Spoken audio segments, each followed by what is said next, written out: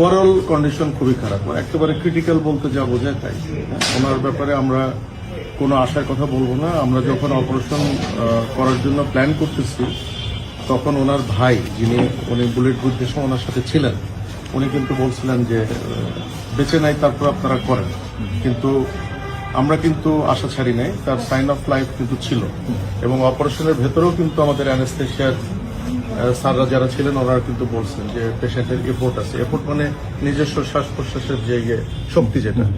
তো উনি এখনো কিন্তু উনি বেঁচে আছেন, কিন্তু এর মধ্যে উনি 2 বার কার্ডিয়াক অ্যারেস্ট, ওনার ব্লাড লস হয়েছে প্রচুর।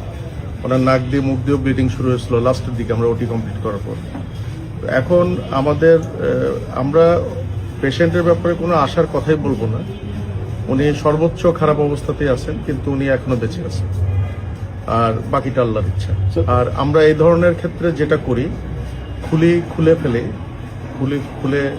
মগজের ভেতর যে রক্তগুলো থাকে ওগুলো আমরা বের করে দিই, যাতে ব্রেন বড় হওয়ার সুযোগ পায়, ব্রেনের ভেতর যে চাপটা আছে সেই চাপটা যাতে কমার সুযোগ পায়। এটাই হলো এটার ম্যানেজমেন্ট। তো এটা আমরা করে এখন রুগীর ভালো আইসিইউ সাপোর্টের জন্য রুগীর যারা আত্মীয় স্বজন তারাই প্রেফার করছেন যে এবার কেয়ারে নেওয়ার জন্য। গুলি কি বেরিয়ে গেছিল?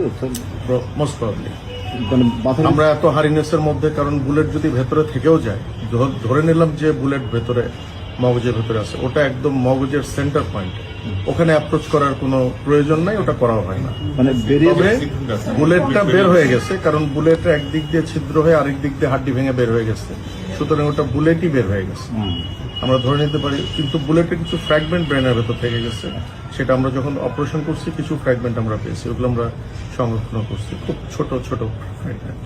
স্যার, একটা কথা বলা হচ্ছে যে অবস্থায় তিনি আছেন, যদি বেঁচে যাক আমরা এটাই চাই, স্বাভাবিক হওয়ার সম্ভাবনা কম, কিংবা মানে আপনার কাছে কি মনে হয় এই ধরনের ক্রিটিক্যাল কন্ডিশনে আসলে?